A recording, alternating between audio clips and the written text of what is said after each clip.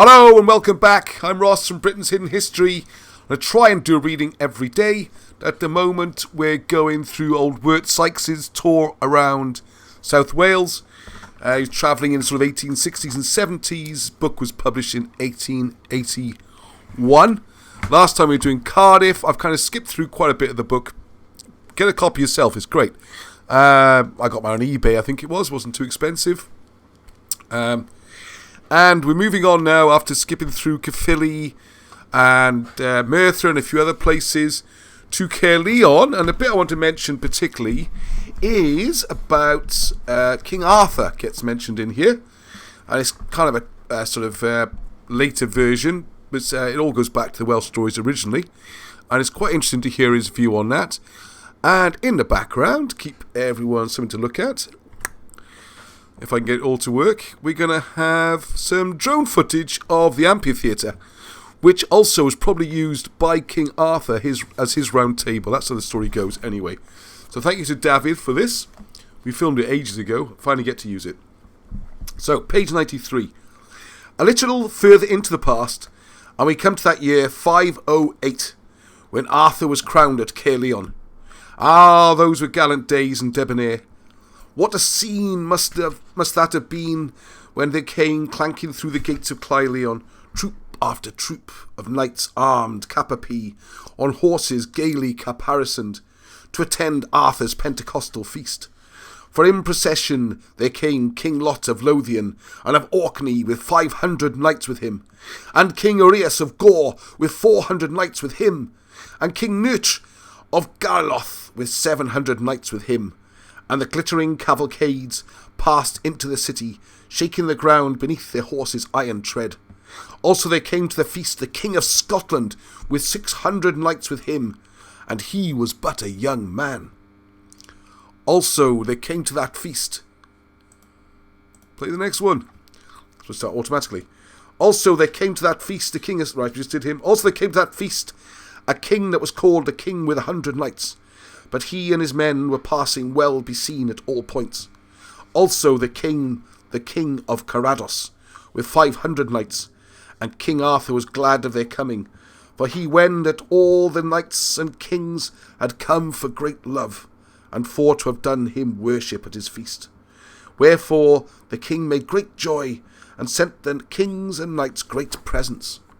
But the kings would none receive, but rebuked the messengers shamefully, and said they had no joy to receive no gifts of a beardless boy that was come of low blood, and sent him word that they would have none of his gifts, but they were come to give him gifts with hard swords betwixt the neck and the shoulders.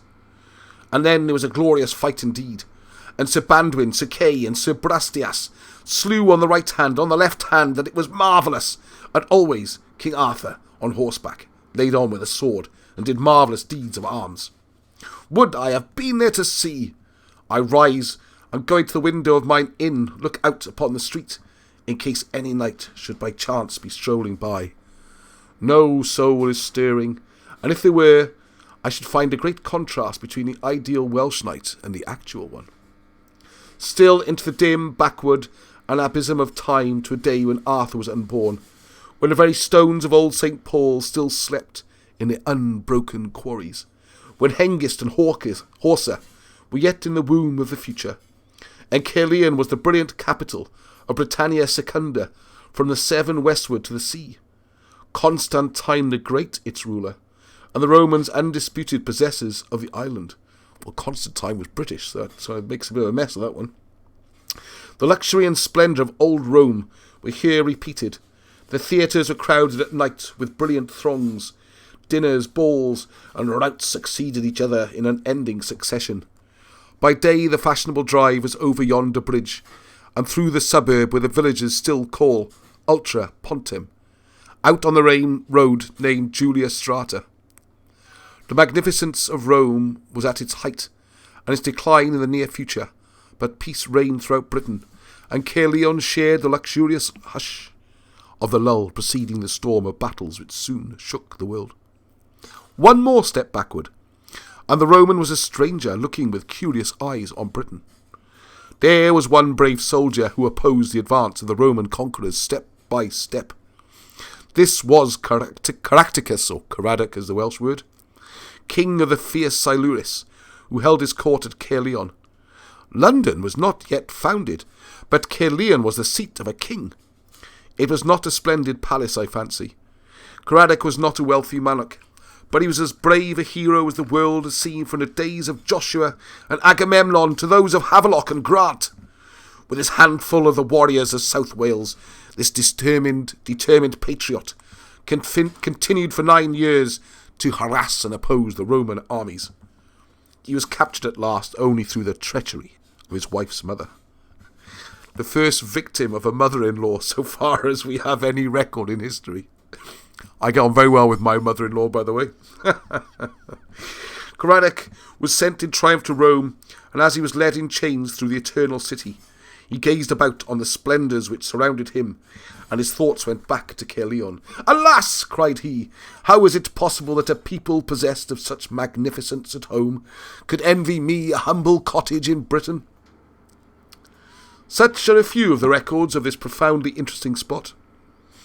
After a brilliant history stretching over many centuries of time, the great city vanished from the face of the earth, leaving the traces of its former grandeur buried in profusion beneath the soil. Perhaps it was the comet. Precisely when Caerleon began to fall into decay is unknown, but probably it was soon after King Morgan removed the royal court to Cardiff. The present name of the city is supposed to come from Caer, the ancient British word for a fortified camp or city, and Leon, a corruption of legionum. Or it just means Leon, as in King Leon, but there you go. Why London should have grown so great and Caerleon shrunk so small is a matter not altogether lacking in the element of mystery. Caerleon was once the largest city of the two. At its zenith, it is judged to have covered a tract of country 9 miles in circumference, and though the present village is situated some 5 miles from the British Channel, it is not further off from navigable waters than Apsley House is from the Thames. Indeed, the Usk is navigable for barges and such small deer, even far above here, to a place called Tredonoc. If some 2,000 years hence, Chicago should be a grand metropolis of 3 million inhabitants, and New York a village of a few hundred poverty-stricken people, it would hardly be more strange and wonderful than the contrasting fortunes which have befallen London and Caerleon. So I hope you enjoyed that and the drone footage from Dafydd. I thought it was quite interesting because, of course, Chicago then is referred to as a small town. And I wonder what the population is these days, if it ever got to 3 million. It's back on the way down again, of course. So there we go, as we float above the amphitheatre. It's interesting, because when you're on it, when you're down there, you think it's quite round, and as you get up high, you can see it's not round at all.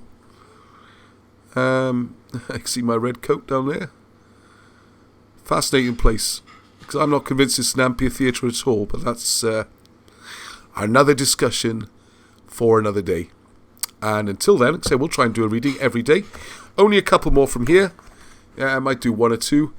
And then going to move on to some fairy and goblin stories, which, as well as being enthralling, contain a surprising amount of history. So I hope you enjoyed that. And until next time, take care and heddwch.